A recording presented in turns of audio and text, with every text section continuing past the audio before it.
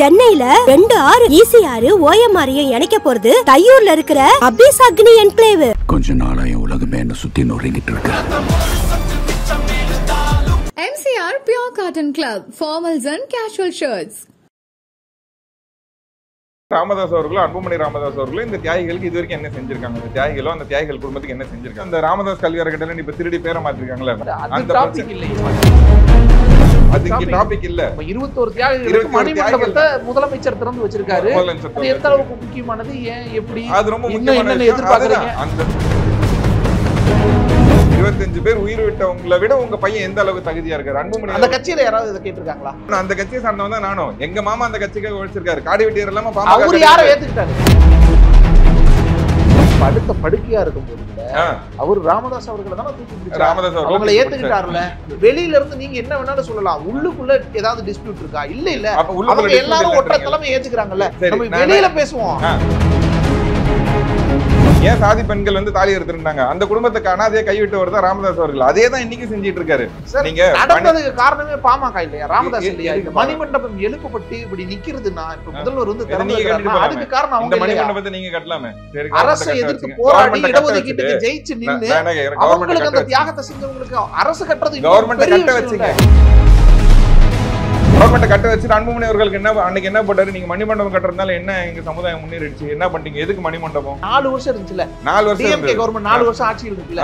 மாநில அரசால சர்வே எடுக்க முடியும். சரிங்களா? சர்வே எடுத்து அந்த சர்வே அடிப்படையில கொடுக்கவும் முடியும். சென்செக்ஸ் எடுக்க முடியாது. கொடுக்கவும் முடியும். சென்செக்ஸ் எடுக்க முடியாது. சார் அருந்ததியர் உள்ஒதுக்கீடு மாநில அரசால கொடுக்க முடிச்சா ஒரு டேட்டாவை பேஸ் பண்ணி அதே மாதிரி 10.5 கொடுக்க முடியும். அதுக்கு ஒரு டேட்டா தேவைப்படுது. அந்த டேட்டாவை மாநில அரசே எடுக்கட்டும். அதுக்கு உரிமை இருக்கு. சுப்ரீம் கோர்ட் டைரக்ஷன் இருக்குன்னு தான் பாமகவும் ஃபைட் பண்ணுது.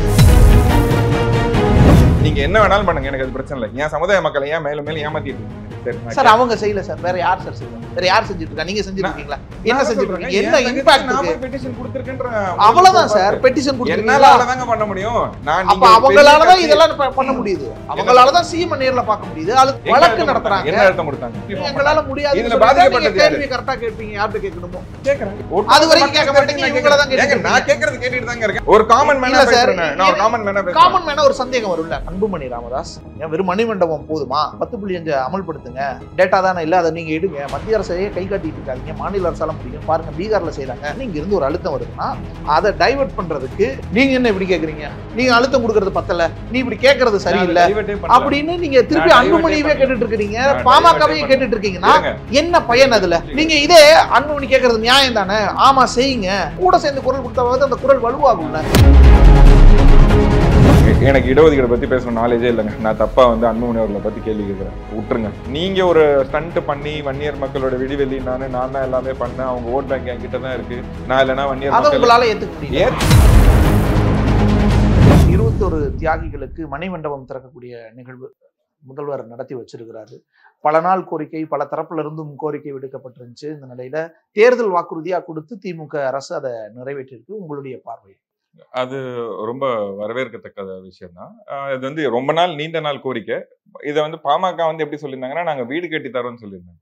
வீடு கட்டி தரோம்னு சொல்லி 35 ஆண்டுகள் ஆயிடுச்சு. அந்த போராட்டம் முடிஞ்சு கிட்டத்தட்ட இன்னைக்கு 37 வருஷம் ஆயிடுச்சு. இது வரைக்கும் ஒரு செங்கல் கூட எடுத்துக்கல. ஆனா இந்த தேர்தலில் ஐயா முதல்வர் ஸ்டாலின் அவர்கள் வந்து மணிமண்டபம் நான் கட்டித்தரேன், அவங்களை வந்து கௌரவிக்கிறேன்னு சொல்லியிருந்தாங்க. எல்லாரும் கேட்ட கோரிக்கை தான். அவங்களாம் சொல்ல கேட்ட கோரிக்கை, அதை நிறைவேற்றினாங்க. இந்த நேரத்தில் பாமக வந்து அந்த தியாகிகளுக்கு என்ன செஞ்சிருக்காங்க? இது வரைக்கும் பாமகன்னு சொல்றதை விட ராமதாஸ் அவர்களும் அன்புமணி ராமதாஸ் அவர்களும் இந்த தியாகிகளுக்கு இது வரைக்கும் என்ன செஞ்சிருக்காங்க, அந்த தியாகிகளும் அந்த தியாகிகள் குடும்பத்துக்கு என்ன செஞ்சிருக்காங்க, அதை நீங்க சொல்லுங்க. ஏன் இவ்வளவு வருஷமா அவங்களுக்காக அதுதான் அந்த 25 பேர் உயிரை விட்டு கட்சி வளர்த்து கொடுத்தாங்க. அந்த 25 பேர் செத்ததுனாலதான் இன்னைக்கு கட்சியை உருவாச்சு. சரிங்களா? அது அவங்க சாகலைன்னா அவங்க சாகாம ராமதாஸ் அவர்கள் கட்சி ஆரம்பிச்சிருக்க போறதில்ல. அந்த போராட்டம் அவ்வளவு பெரிய போராட்டமா தமிழகம் முழுவதும் தெரிஞ்சிருக்க போறது இல்லை. ஆனா அந்த 25 பேர் உயிரை விட்டு உங்களுக்கு இவ்வளவு பெரிய தியாகத்தை பண்ணி கொடுத்திருக்காங்க. அந்த தியாகிகளை ஏதாவது ஒரு இடத்துல அன்புமணி அவர்களோ இல்ல ராமதாஸ் அவர்களோ இது வரைக்கும் அடையாளம் காமிச்சிருக்காங்களா? எங்க பேசாம இருந்திருக்காங்க? நீங்க பேசுறீங்க. நான் என்ன சொல்றேன், இன்னைக்கு நீங்க வந்து பாமக கட்சிக்கு தலைவர் ஆயிட்டீங்க. இதுக்கு முன்னாடி இளைஞர் அணி தலைவர் ஆயிருந்தீங்க. அதுக்கு முன்னாடி சிஎம் கேண்டிடேட்னு உங்களை தான் அனௌன்ஸ் பண்ணாங்க. தனியா நிற்கும் போது நீங்க தான் சிஎம் கேண்டிடேட். அதுக்கு முன்னாடி வந்து ராஜ்யசபா சீட்டு கொடுத்து உங்களை வந்து ஹெல்த் மினிஸ்டர் ஆக்குனாங்க. இத்தனையுமே உங்களுக்கே கொடுத்துருக்காங்க. அந்த 25 பேர் குடும்பத்துல ஒரு எலிஜிபிள் கேண்டிடேட் இல்லையா?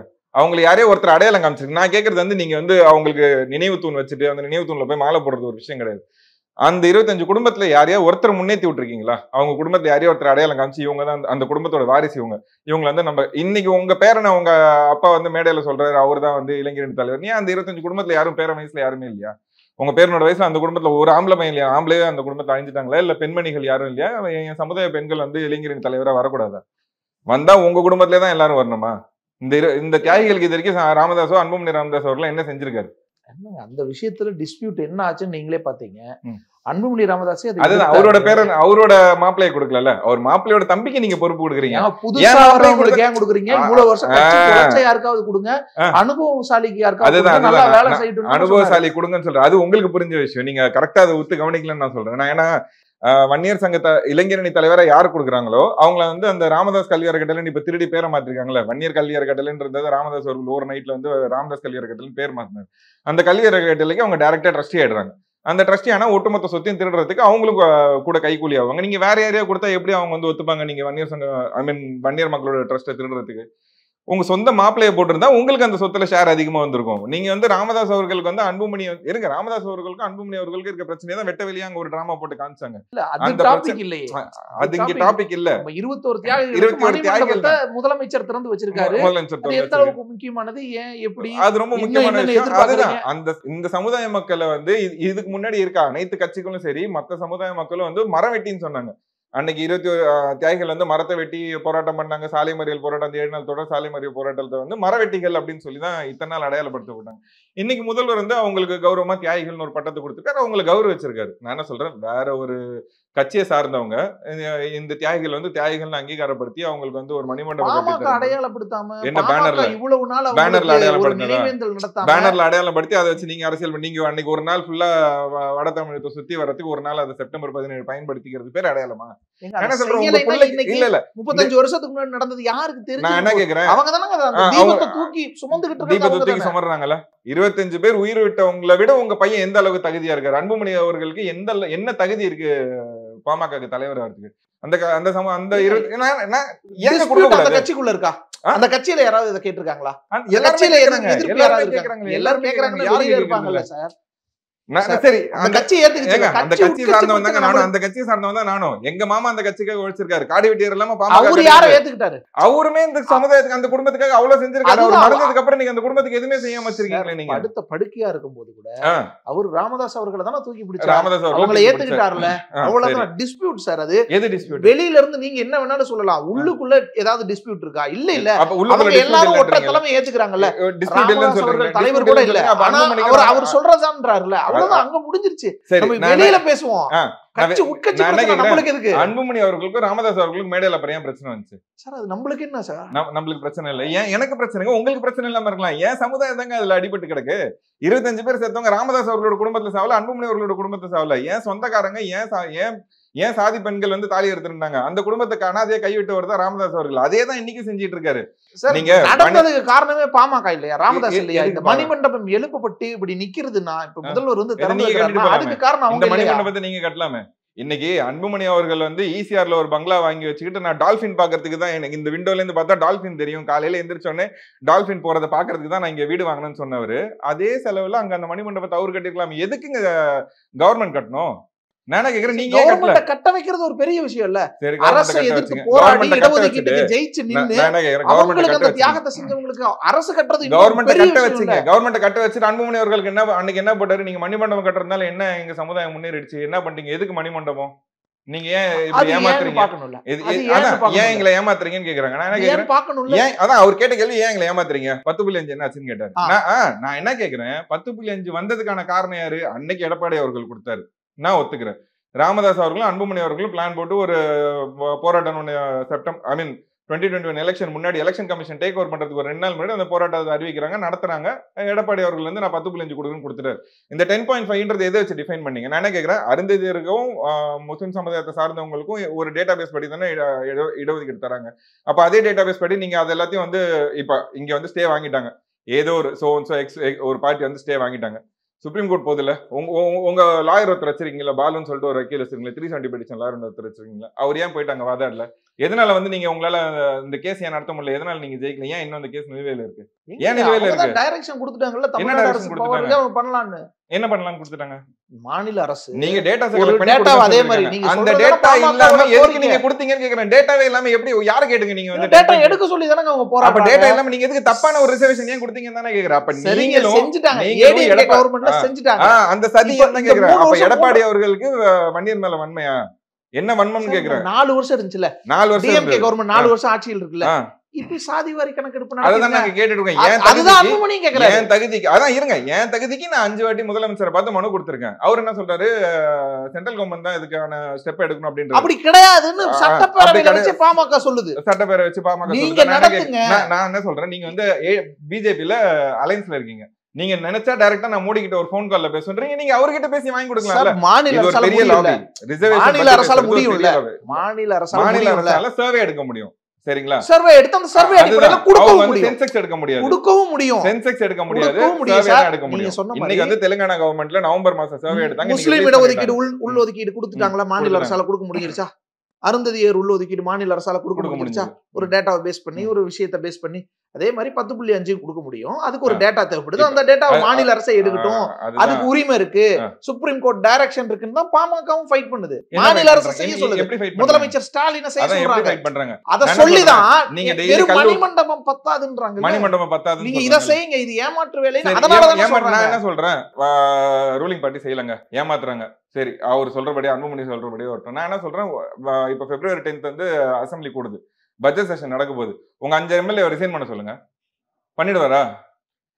அன்புமணி தைரியமா இருந்தா அதை பண்ண சொல்லுங்க. அவங்க 5 எம்எல்ஏ நினைக்கிற சோத்துல உப்பு போட்டு சாப்பிடுறீங்கன்னா அந்த 5 எம்எல்ஏ ரிசைன் பண்ணுங்கன்றேன். நான் என்ன கேக்குறேன், அந்த 5 எம்எல்ஏ ரிசைன் பண்ணிட்டா அந்த தொகுதியில வன்னியனை தவிர வேற எவனா நின்றுவானா?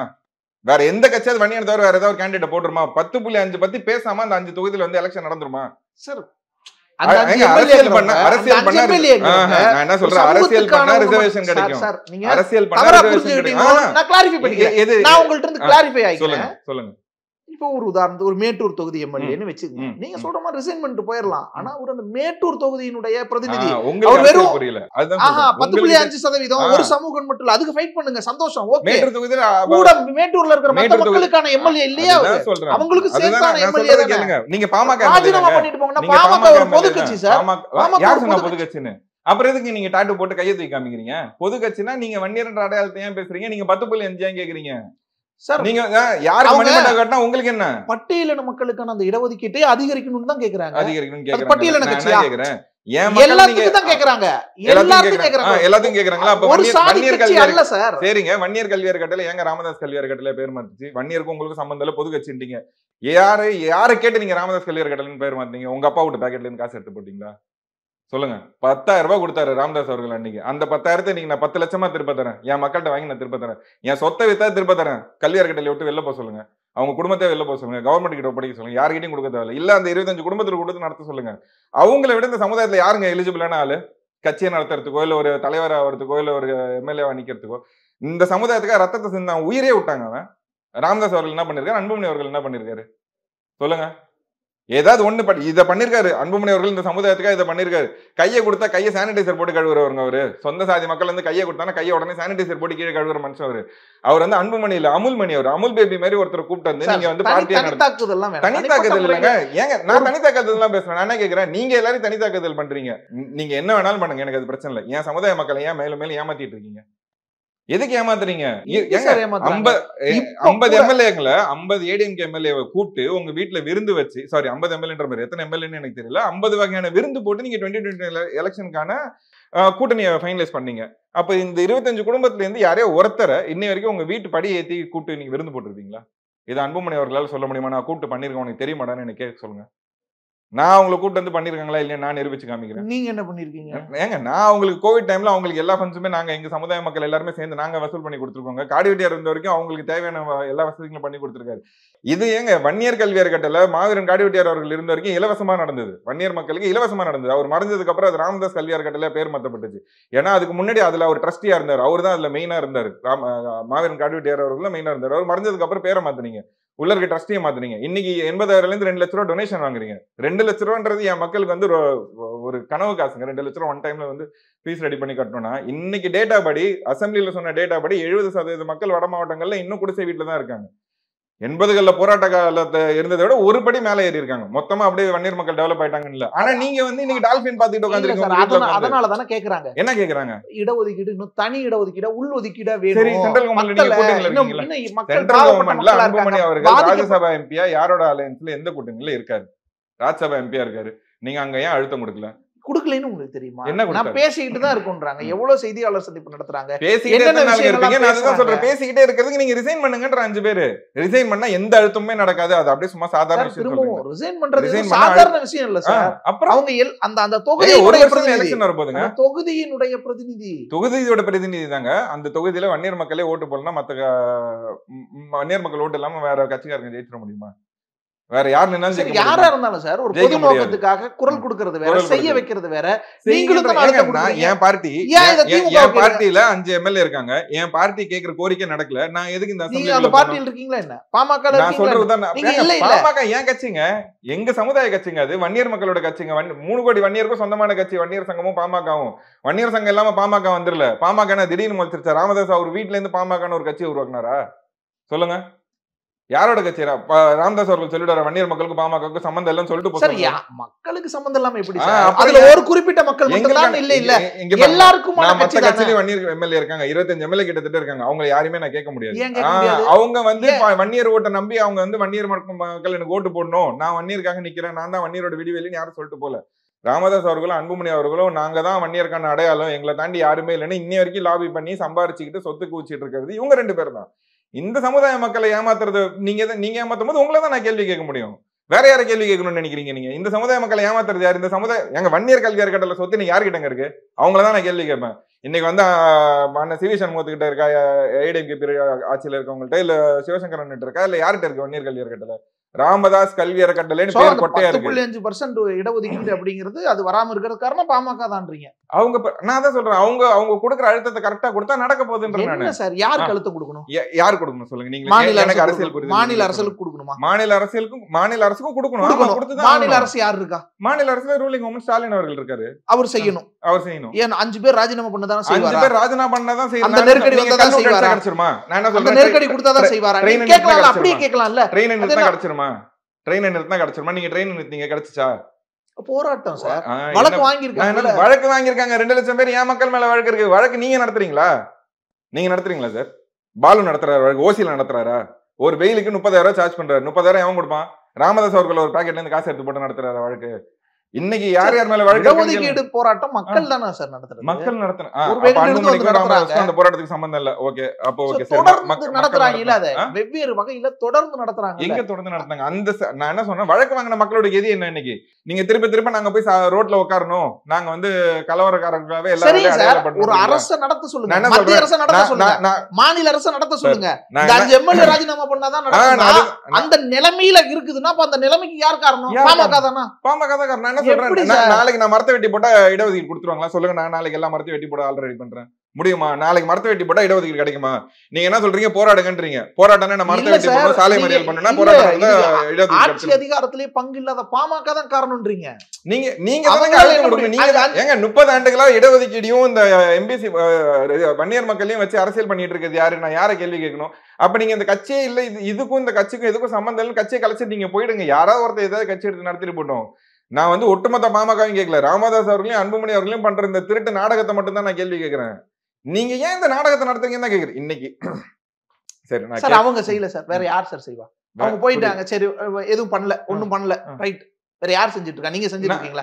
என்ன செஞ்சுட்டு இருக்கீங்க? என்ன இம்பாக்ட்? நான் போய் பெட்டிஷன் கொடுத்திருக்கேன்ற அவ்வளவுதான் சார். பெட்டிஷன் கொடுத்தீங்க, என்னால அவ்வளவுதாங்க பண்ண முடியும். நான் நீங்க அவங்களால தான் இதெல்லாம் பண்ண முடியுது. அவங்களால தான் சீம நேர்ல பார்க்க முடியுது, அழுத்தம் கொடுக்க முடியுது, அறிக்கை விட முடியுது. முதல்வரே அதுக்கு பதில் சொல்றாரு, மத்திய அரசுல அழுத்தம் கொடுக்க முடியுது, வழக்கு நடத்துறாங்க. என்ன அழுத்தம் கொடுத்தாங்க? அததான் நான் கேக்குறேன். எங்க அழுத்தம் கொடுத்திருக்கீங்க? எங்க எதனால டிலே ஆகுது? இப்போ நான் போய் பெட்டிஷன் கொடுத்தேன், தெலுங்கானால இன்னைக்கு சர்வே ரிலீஸ் பண்றாங்க. அதை ஏன் நீங்க பண்ண வைக்க முடியல? ஏன் பண்ண வைக்க முடியல? ராமதாஸ் அவர்கள், அன்புமணி அவர்கள் பண்ண வைக்க முடியல. ஏன் பண்ண? அவங்க பண்ணிருக்கணும், பண்ண வச்சிருக்கணும். ஆமா, யார வச்சிருக்கணும்? ஏங்க நீங்க தானங்க இப்ப வன்னியர் மக்களுக்கு அடையாளம்னு சொல்லிட்டு இருக்கீங்க. அப்ப உங்களை தானங்க கேள்வி கேட்போம். அப்ப நீங்க இந்த வன்னியர் மக்களுக்கு எனக்கு சம்பந்தம் இல்லைன்னு சொல்லிட்டு போங்க. நான் அந்த கட்சி எடுத்து நடத்தி நான் கேட்கறேன் போயிட்டு முதல்ல வர எப்படி கேட்கணுமோ நான் போய் உட்காந்து நான் தர்ணா பண்ணி கேட்கறேன், ஏதாவது பண்ணி கேட்கறேன். இந்த கட்சிக்கு எனக்கும் சம்பந்தமே இல்லை, எனக்கும் வன்னியர் மக்களுக்கும் சம்பந்தம் இல்லை, அன்புமணி அவர்களை நோட்டீஸ் கொடுத்து கிளம்ப சொல்லுங்க. நீங்க உங்க பேரனை கொண்டாந்து இளைஞரணி தலைவரா போடுவீங்க, உங்க மனைவியே லோக்சபா எம்பி எலெக்ஷனுக்கு நிக்க வைப்பீங்க, உங்க பொண்ணுங்களை பிரச்சாரத்துக்கு அனுப்பிங்க, உங்க குடும்பமே மொத்தமா அரசியல் செய்யும். நான் உங்களை கேள்வி கேட்க கூடாது. எங்கெல்லாம் பார்த்தா முட்டா பய மாதிரி இருக்கு. இல்ல புரியல எனக்கு. எப்படி யார கேள்வி கேட்கணும்ன்றீங்க? ரோட்ல போறவங்களை பிடிச்சி கேள்வி கேட்கலாமா? என்னப்பா ஆச்சு, ஏன்பா வன்னியர் மக்கள் இப்படி இருக்காங்கன்னு? 30 ஆண்டுக்கு நான் என்ன கேட்கிறேன், உங்க அப்பா மஞ்ச பைய தூக்கிட்டு வந்தாரு, உங்க அப்பா பிராக்டிஸ் பண்ணல, ₹1 டாக்டர் ஒரு பேரு, எப்படிங்க இவ்வளவு சொத்து சேர்த்தீங்க? எங்கன்னு சொத்து சேர்த்தீங்க? எங்க தைலாபுரத்துல தோட்டத்துல வீடு வந்தது, எங்க ஈசிஆர்ல வீடு வந்தது, எங்க அபிபுல்லா ரோட்ல எப்படி வீடு வந்தது, எங்க இருந்து இவ்வளவு வீடு வந்தது? நீங்க பிராக்டிஸ் பண்ணல, உங்க பையனும் ஹெல்த் மினிஸ்டரா தான் இருந்தாரு, அவரும் பிராக்டிஸ் பண்ணல. 2 பேருமே பிராக்டிஸ் பண்ணவும் புதுசா ஏதாவது பிசினஸ் பண்றீங்களா? கோல்டு ஏதாவது கடத்துறீங்களா? எங்க இருந்து உங்களுக்கு இவ்வளவு சொத்து வந்து? இந்த மக்களோட சொத்தை சுரண்டி தின்ன உங்களை கேட்காம நான் யாரை கேட்கணும்ன்றீங்க? போய் சிஎம் கேட்கணுமா? சிஎம் என்ன வன்னியருக்கு மட்டும் சிஎம்? அவரு ஒட்டுமொத்த தமிழ்நாட்டுக்கும் ஒரு சிஎம். எங்க பிரச்சனையை நான் கேட்கிறேன், எங்க பிரச்சனையை நான் கேட்கிறேன். நானே கேட்கிறேன், இந்த மக்களை சுரண்டி தின்னு நீ ஏன் பதில் சொல்லாம இருக்க? நீங்களும் எடப்பாடியும் சேர்ந்து ஒரு நாடகம் நடத்தி, இப்போ நீங்களும் நானும் உதாரணத்துக்கு ஒரு விஷயத்தை கொண்டு போய் நிறைவேற்றுறோம், அது நடக்கல, சுப்ரீம் கோர்ட்ல போயிடுச்சு, சுப்ரீம் கோர்ட் ஹைகோர்ட் வரைக்கும் போயிடுச்சு. அப்ப எடப்பாடி அவரும் இது வரைக்கும் வாயை திறந்து பேசல. அப்ப எங்கெல்லாம் பார்த்தா வன்னியர் மக்களை பார்த்தா எடப்பாடி கேன போய் மறுத்துறதா? இது வரைக்கும் ஒரு வார்த்தை கூட அவர் பேசலங்க. 10.5 நான் தான் கொடுத்தேன், அதுல என்ன தப்பு, என்ன டேட்டஸ்? அவர் இன்டர்வியூனர் ஆயிருக்கும்ல கேஸ்ல, ஏன் ஆகல? இது வரைக்கும் பேசல. அப்ப எடப்பாடியில நீங்க ஜெயிக்கிறதுக்கு என் மக்களை வந்து பலிகடை வாக்கிட்டு நீங்க ஜெயிச்சிட்டு போயிட்டீங்க. என் மக்கள் இந்த சைடு பலிகடை வைக்கி காசு வாங்குறதுக்கு ராமதாஸ் அவர்களும் அன்புமணி அவர்களும் பாமக இங்க ஒரு நாடகத்தை நடத்தி அவங்க ஒரு கூட்டணி. எங்களால முடியாது. இதுல பாதிக்கப்பட்டது கேள்வி கரெக்டா கேட்பீங்க, யார்கிட்ட கேட்கணுமோ கேக்குறேன். எங்களால முடியாது, நான் கேக்குறேன் கேட்டுக்க அப்படின்னா அது வரைக்கும் கேட்க மாட்டீங்க. நான் கேட்கறது கேட்டுட்டு தாங்க இருக்கேன். நான் என்ன சொல்றேன், இந்த கூட சேர்ந்து கேட்கறதுனா வலுவாகும், கோரிக்கை வலுவாகும். நான் கூட சேர்ந்து கேட்டுட்டு தான் இருக்கேன். நான் கேட்கலன்னு உங்கள்ட்ட சொன்னேன். இது டைவர்ஷன் ஆயிடாதா? இது வந்து மடை மாத்துறது. நான் என்ன கேக்குறேன், நீங்க இல்ல உங்களுக்கு புரிய மாட்டேங்குது. நான் ஒரு ஆர்டினரி பர்சன், சரியா? அவங்க கிட்ட 5 எம்எல்ஏ இருக்காங்க.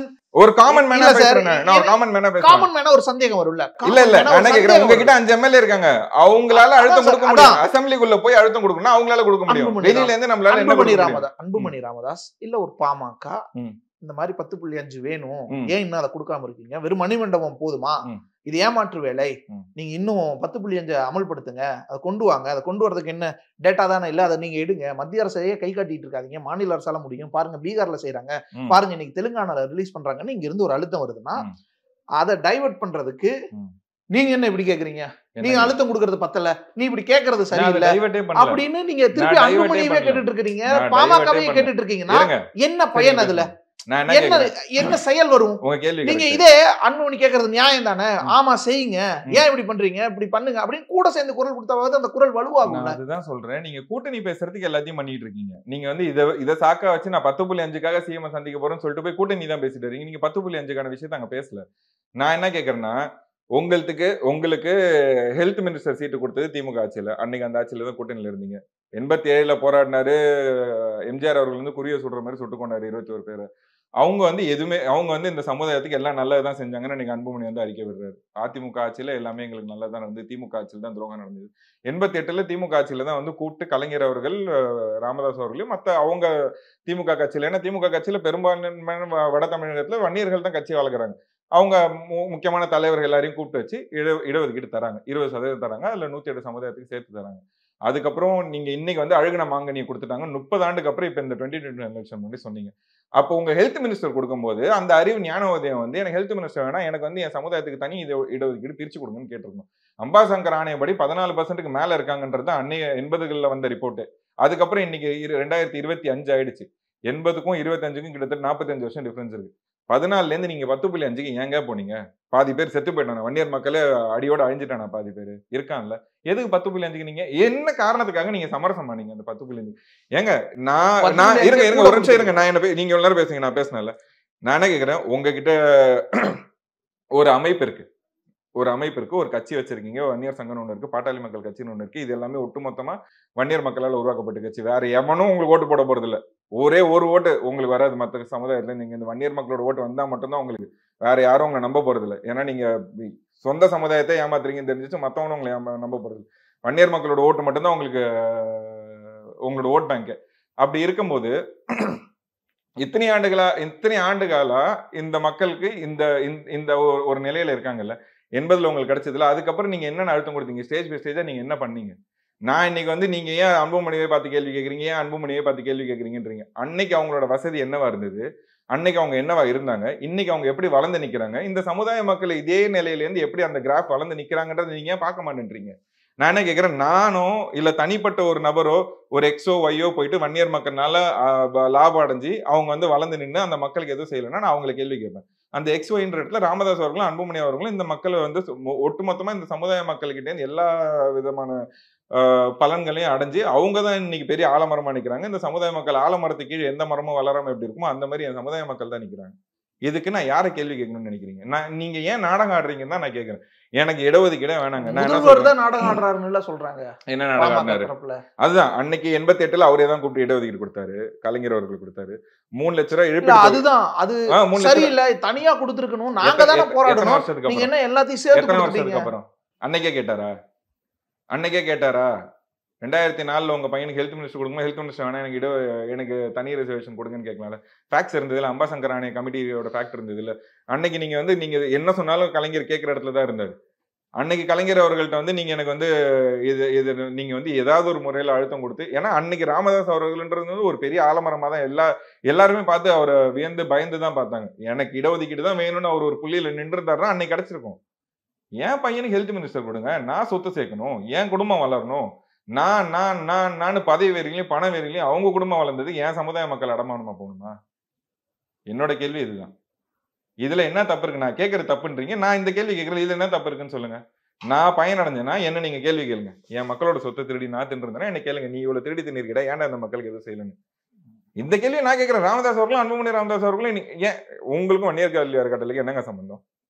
அதை ஒட்டுமொத்தமா அதை கட்டினதுக்கு காடிவெட்டி கிராமத்துல இருந்து இருக்க அத்தனை மக்களையும் கூட்டு போய் வருஷ கணக்கில் மாச கணக்கில் அன்னைக்கு காடிவெட்டியார் அங்கே வச்சுதான் அந்த காலேஜை உருவாக்குனார். ஒரு கிராமமா ஒரு வீடா போய் எனக்கு ஒரு பிடி செங்கலும் ஒரு பிடி மண்ணும் ஒரு கல்லும் கொடுங்க, நான் வந்து நம்ம மக்களுக்காக இலவசமா கல்வி அறக்கட்டளை உருவாக்க போறேன், அதுல நம்ம மக்கள் எங்கேயும் படிக்கிறதுக்கு வசதி இல்லாம இருக்காங்க, அதுல வந்து படிக்கட்டும், நம்மளுக்கான காலேஜ் நம்ம சமுதாயம் வளரணும் அப்படின்னு சொல்லி கட்டினாரு. அதுல இன்னைக்கு யார் படிக்கிறாங்க? நீங்க கேக்குறீங்களா வன்னியர்களை நீங்க ஏன் ஏமாத்துறீங்க? நீங்க ஏன் ஏமாத்துறீங்க? இன்னைக்கு ஸ்டாலின் அவர்களை பார்த்து கேக்குறீங்க, அன்னைக்கு யார் எந்தெந்த ரூலிங் கவர்மெண்ட்ல இருக்காங்களோ எல்லாரையும் பார்த்து கேக்குறீங்க.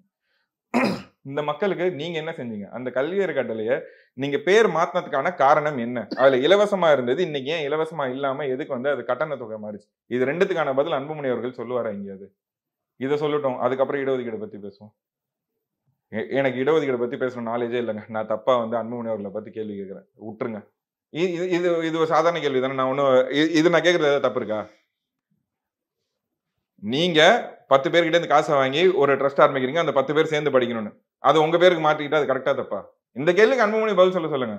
அப்புறம் நான் இடஒதுக்கீடு பத்தி படிச்சு எனக்கு தெரிஞ்சுக்கிட்டு யாரை கேள்வி கேட்கணும் 2வது வாட்டி வந்து கேள்வி கேட்கிறேன். தப்பு இல்லை, நான் தப்பா கேட்டேனே வச்சுங்களேன். அன்புமணி அவர்களை பார்த்து இந்த கேள்வி கேட்கக்கூடாது, நான் அன்புமணிக்கு சப்போர்ட்டா நிக்கிறேன், இது அவர் பண்ணட்டும், நான் அவர் காலில் வந்து நான் சப்போர்ட் பண்றேன், நீங்க கேட்கறது கரெக்ட், வாங்க போய் சிஎம் கேட்போம் 2 பேரும் போய் கேட்கறேன். நானும் அவரும் நாளைக்கே வந்து ராமதாஸ் கல்வி அறக்கட்டளையில இருந்து எல்லாருக்கும் வந்து வன்னியர் மக்கள் எல்லாருக்கும் இலவசம் கல்வி அப்படின்னு சொல்லிட்டோம். அவரு சொல்லிடுவாரா? சொல்லுங்க. அவரு வீட்டு காசு இல்லைங்க. அன்னைக்கு சுச்சுவேஷனுக்கு கிட்டத்தட்ட 2000 கோடி 3000 கோடி சொத்து. அது இன்னைக்கு எவ்வளவு இருக்கும்? காலேஜ் ஆரம்பிச்சு கிட்டத்தட்ட 10-15 வருஷம் ஆயிடுச்சு. யார் வீட்டு காசு? நான் கேட்கறேன், நீ யாருக்கும் கொண்டு போய் கொடுக்க தேவையில்ல, கவர்மெண்ட்ல கொடுங்க, இல்ல ஃப்ரீயா நடத்துங்க. நீங்க யாருங்க காசு வாங்கறதுக்கு? இன்ஃப்ராஸ்ட்ரக்சர்ல இருந்து எல்லாத்துக்கும் அதுல ஃபண்ட்ஸ் இருக்கு. எவ்வளவோ வன்னியர் சொத்துகள் வந்து வெளில வாடகைக்கு வாங்கிட்டு இருக்காங்க. அந்த காசெல்லாம் என்ன பண்றீங்க? எவ்வளவு வன்னியர் சொத்து இருக்கு, சென்னையிலே அவ்வளவு சொத்து இருக்கு, தமிழகம் முழுவதும் வன்னியர் சொத்துக்கள் அவ்வளவு இருக்கு, எல்லா இடத்துலயும் வாடகை இவங்க தான் வசூல் பண்றாங்க.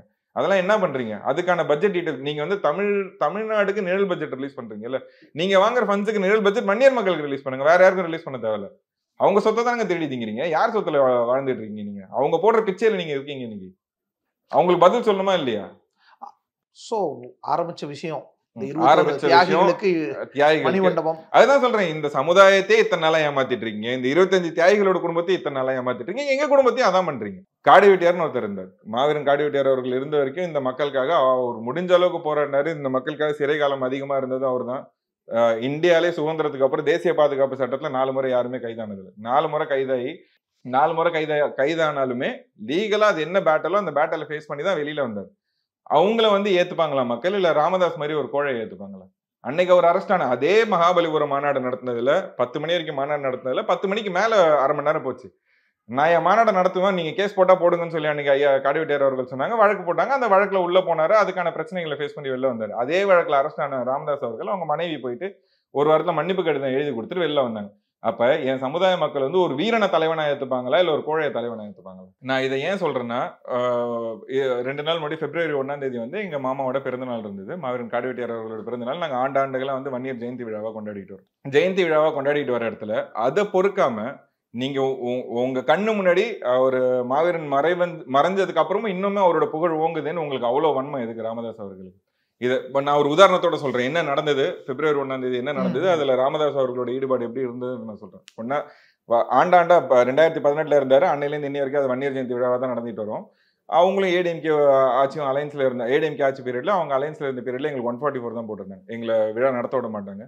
வெறும் 50 பேர் தான் நீங்க வரணும் அப்படின்னு சொல்லுவாங்க. உங்க குடும்பத்துல இருக்கவங்க மட்டும் தான் அந்த விழா நடத்தணும். அங்க வந்து பிரச்சனை இருக்கு, என்ன பிரச்சனை இருக்குன்னு தெரியாது. சொந்த கிராமத்துல சொந்த மண்ணுல எங்க மாவீரன் அவர்களை வந்து நாங்க அடக்கம் பண்ணியிருக்கோம். அந்த இடத்துல நாங்க அவருக்கு விழா எடுக்கிறது எப்படி பிரச்சனை வரும்னு தெரியாது. ஆனா ஐயா வந்து என்ன போஸ்ட் போடுவாருன்னா, எல்லா வருஷமும் வந்து நீங்க வந்து காடிவெட்டிக்கு போகாதீங்க, அங்க 144 தடை போட்டிருக்காங்க, நீங்க வந்து உங்க சொந்த வீட்டுல வந்து காடிவெட்டியாரோட படத்தை வச்சு நீங்க பூஜை பண்ணி கொண்டாடிங்க.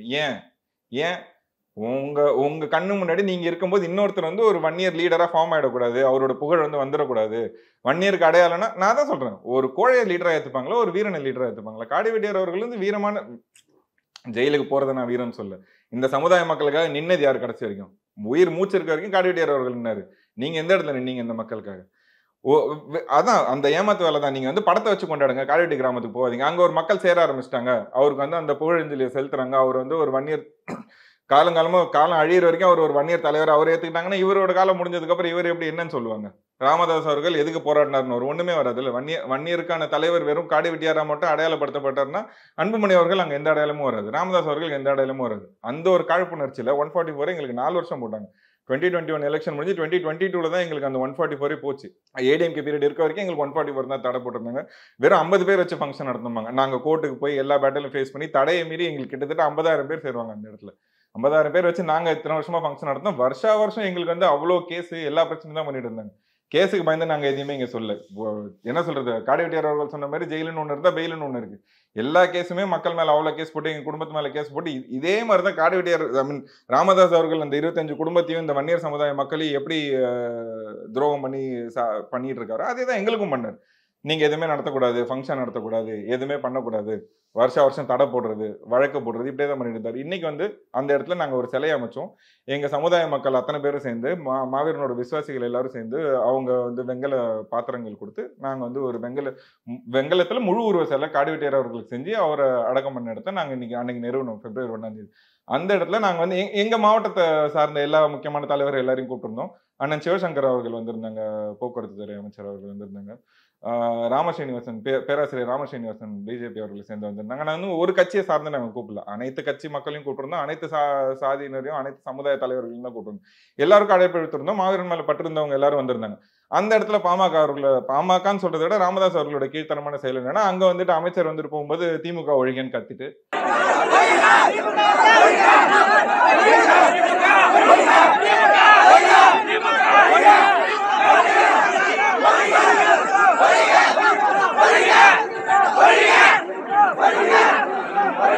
அந்த இடத்துல ஒரு பிரச்சனையை உண்டாக்கிட்டு, ஏன்னா அந்த ஃபங்க்ஷன் நடந்துச்சு. இப்ப அன்னைக்கு 50,000 பேர் கூட்டின இடத்துல இன்னைக்கு 1,00,000 பேர் கூட்டினாங்க. 1ஆம் தேதி 1,00,000 பேர் கூப்பிடுறாங்க. இது வருஷம் இது வளர்ந்துகிட்டே போச்சுன்னா தெற்கே தேவர் ஜெயந்தி மாதிரி இங்க வடக்கு வந்து வன்னியர் ஜெயந்தின்னு ஒரு விழா வந்துடும். அது வந்து காடிவெட்டியார் மாவீரன் காடிவெட்டியார் அவர்களை அடையாளப்படுத்திடுறாங்க. இது இந்த அடையாளத்தை பொறுக்க முடியாத ஒரு வன்மமான செயலை தான் நான் ராமதாஸ் அவர்களை சொல்றேன். நான் என்ன கேட்கிறேன், உங்களையோ இல்ல உங்க பையனையோ எந்த விதத்துல தலைவர்னு மக்கள் ஏத்துப்பாங்க? நீங்க எந்த இடத்துல தலைவரா நடந்திருக்கீங்க? ராமதாஸ் அவர்களாவது முன்னைய காலகட்டத்துல போராட்டம் அது இதுன்னு பண்ணிருக்காரு. அன்புமணி அவர்கள் ஃப்ரீசர்ல வச்ச அமுல் பேபி மாதிரி இருந்துகிட்டு அவர் எப்படி தலைவரா? தனிப்பட்ட தாக்குதல் இல்லங்க, தனிப்பட்ட தாக்குதல்னா அப்ப நீங்க இங்க பண்ணது என்ன? மக்கள் யார் பக்கம் நிக்கறாங்க? நீங்க காடிவெட்டி கிராமத்துல இப்ப பண்ணது என்ன? நானே கேக்குறேன். 144 எங்களுக்கு 4 வருஷம் வந்ததுல 4 வருஷம் யார் போய் பெட்டிஷன் போலீஸ் ஸ்டேஷன்ல கொடுத்து நாங்களும் ஃபங்க்ஷன் நடத்தணும்னு சொல்லி எங்களுக்கு 144 தடை வந்தது. அவரே நேத்து வந்து மாலை போட்டு போறாரு. அவரே சொல்றாரு, ஐயா சொன்னனால தான் நான் பண்ணிட்டு போனேன் அப்படின்னு சொல்லிட்டு. அப்படி இருக்கும்போது எதுக்கு இந்த மாதிரி ஒரு வன்மமான செயல், தனிநபர் தாக்குதல்? நான் ஓப்பனா சொல்றேன், நீங்க இப்படிதான், உங்க கேரக்டர் இதுதான், நீங்க தலைவர் கிடையாதுன்னு நான் நெத்தில அடிச்ச மாதிரி சொல்றேன். இதை ராமதாஸும் அன்புமணி அவர்களும் வெளில வந்து சொல்ல வேண்டியதான். இது ஏன் மறைமுகமா வந்து பின்னாடி நரித்தந்திரம் எதுக்கு? இந்த மக்களை ஏன் ஏமாத்துறீங்க? இந்த மக்களை ஏமாத்துறதுக்கு உங்களுக்கு எப்படிங்க மனசு வருது? அப்ப வன்னியர் மக்கள் மேல ராமதாஸ் அவர்களுக்கு அவ்வளவு வன்மமா? ஏன் அவங்களோட சொத்தை திருடுறாரு? என்னோட கேள்வி இதுதான். இந்த ஒரு கேள்விக்கு மட்டும் ராமதாஸ் அவர்கள் பதில் சொல்லுங்க. வன்னியர் மக்களோட சொத்தை திருடி ஏன் நீங்க உங்க பேருக்கு மாத்திக்கிட்டீங்க? அப்ப வன்னியர் மக்கள் மணிமண்டபம் திறக்கப்பட்டதெல்லாம் நாடகம் கிடையாது, இவர்கள் பேசுறதுதான் நாடகம்ன்றீங்க. இவங்க பேசுறதாங்க நாடகம். மணிமண்டபம் திறக்கிறதுனால என்ன பாதிப்பு, என்ன நன்மை?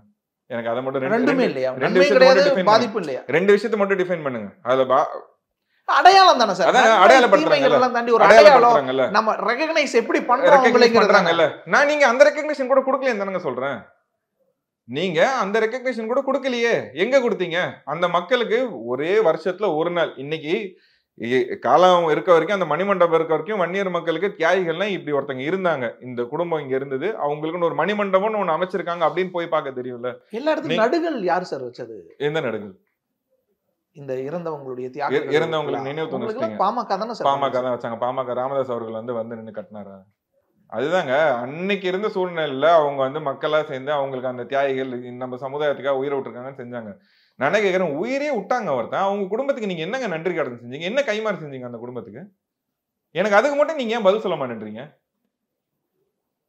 எனக்கு புரியல. ஏன் அதுக்கு பதில் சொல்ல மாட்டேன்றீங்க? அந்த குடும்பத்துக்கு எது செய்ய தேவையில்லை? கூட இருக்கலாம்ல. என்ன விருப்பம்? என்ன பதவிக்கு வந்திருக்கணும், இன்னும் கூட தேர்தல்ல போட்டிட்டு இருக்கணும்ன்றீங்க.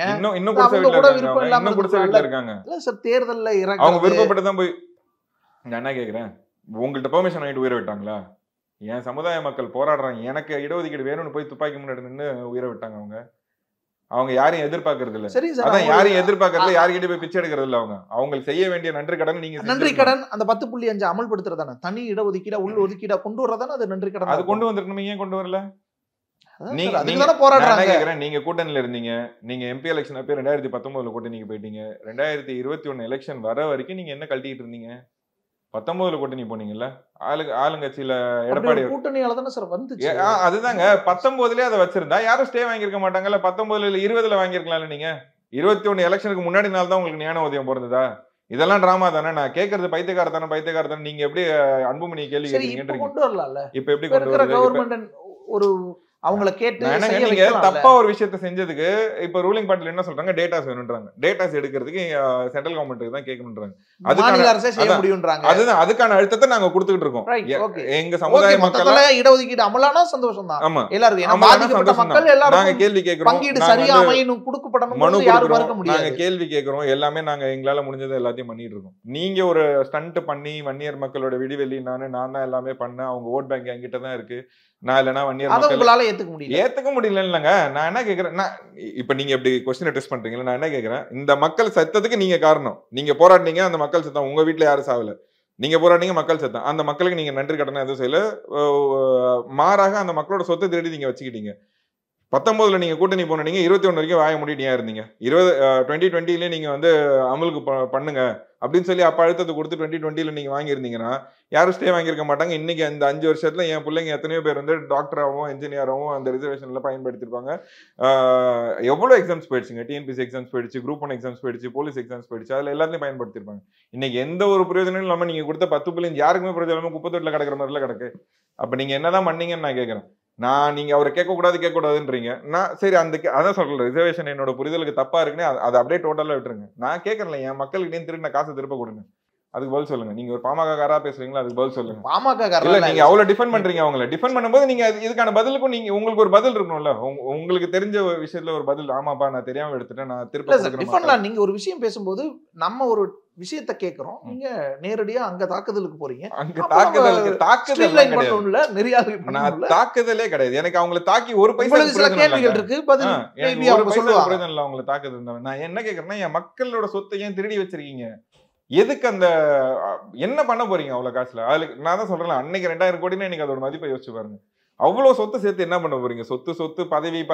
உங்க பையன் வெறும் பதவி வெறியில அலையிறாரு, நீங்க வெறும் சொத்து வெறியில அலையறீங்க. அப்ப இந்த மக்களுக்காக நீங்க போராடலன்னா விட்டுடுங்கன்ற அந்த மக்களை. அவனா பொழைச்சுப்பான். இருக்க 100 கட்சி இருக்கு, ஏதாவது ஒரு கட்சியில போய் ஏதாவது ஒரு வேலையை செஞ்சுட்டு பொழைச்சுப்பான். பாமக வெளில போய் இன்னொரு கட்சியில போனா அவனுக்கு மரியாதையா இருக்க மாட்டேங்குது, எதுவும் இருக்க மாட்டேங்குது. லைஃபே போதுங்க. இளைஞருக்கு எவ்வளவு பேர் நீங்க சொல்றீங்களா போராடுங்க, நீங்க வந்து 10 உங்களுக்கு கிடைக்கின்றீங்க. போராடினோட வாழ்க்கைலாம் என்னாச்சு? வழக்கு இருந்தா நீங்க ஒரு லா பிராக்டிஸ் பண்ண முடியாது, கவர்மெண்ட் எக்ஸாம் எழுத முடியாது, உங்களுக்கு பேக்ரவுண்ட் செக் வந்துச்சுன்னா ஐடில வேலைக்கு போக முடியாது, எதுவுமே எல்லாமே இன்னும் ஏற்கலை போய் பிடிச்சிட்டு எத்தனை வருஷம் அவன் சுத்திட்டு இருப்பான்? விவசாயம் பண்றதுக்கு அங்க தண்ணி வரணும், எவ்வளவு பிரச்சனை இருக்குங்க. நீங்க வழக்கு வாங்கி கொடுத்து நீங்க போயிடுறீங்க, நீங்க டால்பின் பாக்குறீங்க. ஆனா என் மக்கள் என்ன பாக்குறான், காஞ்ச பூமியும் ஒன்றும் இல்லாத வீடியும் மேல ஓடு இல்லாத வீடியும் பார்த்துட்டு அவங்க உட்காந்துருக்கு. ஆனா நீங்க கண்ணாடி வழியா டால்பின் பாக்குறீங்க.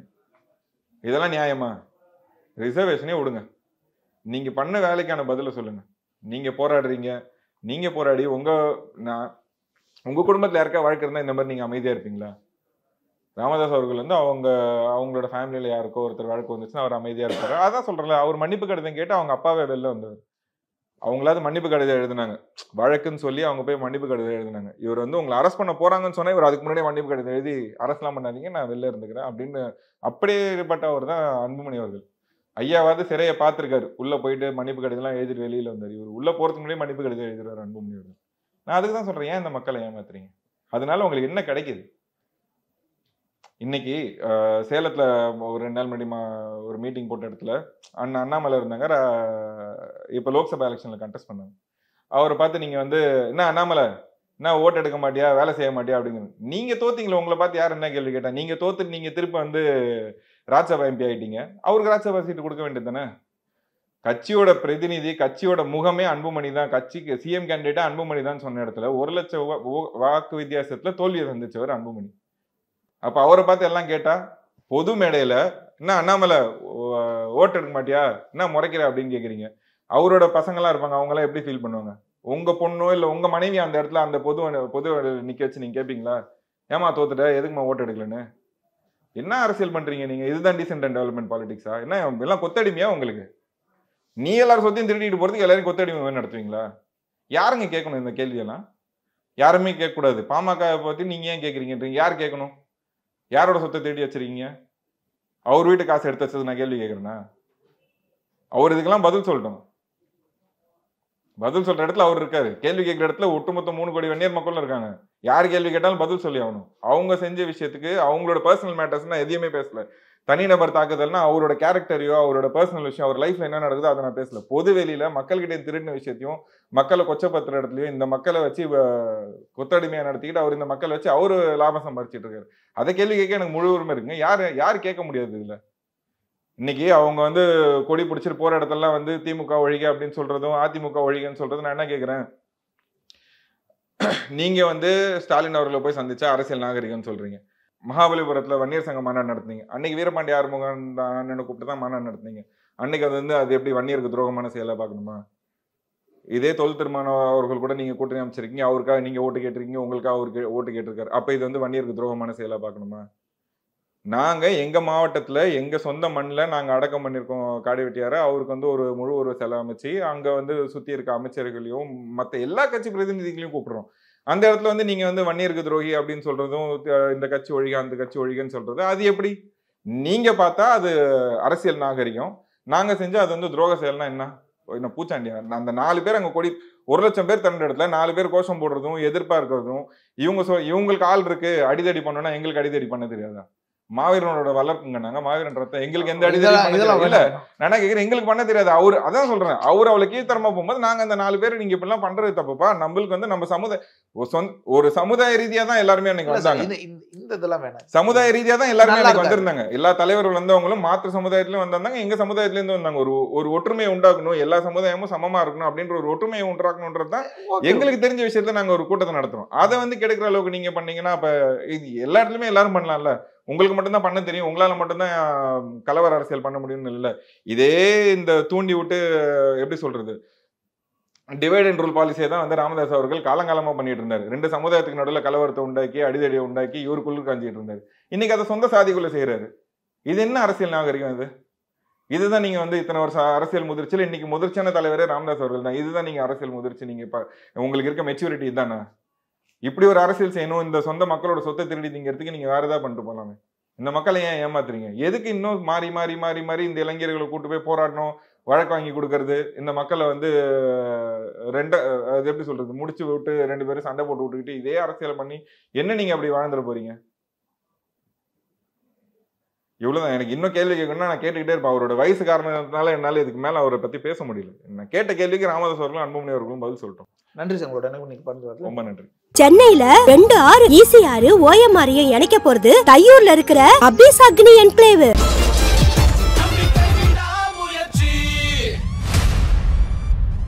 ECR Pure Cotton Club, formals and casual shirts.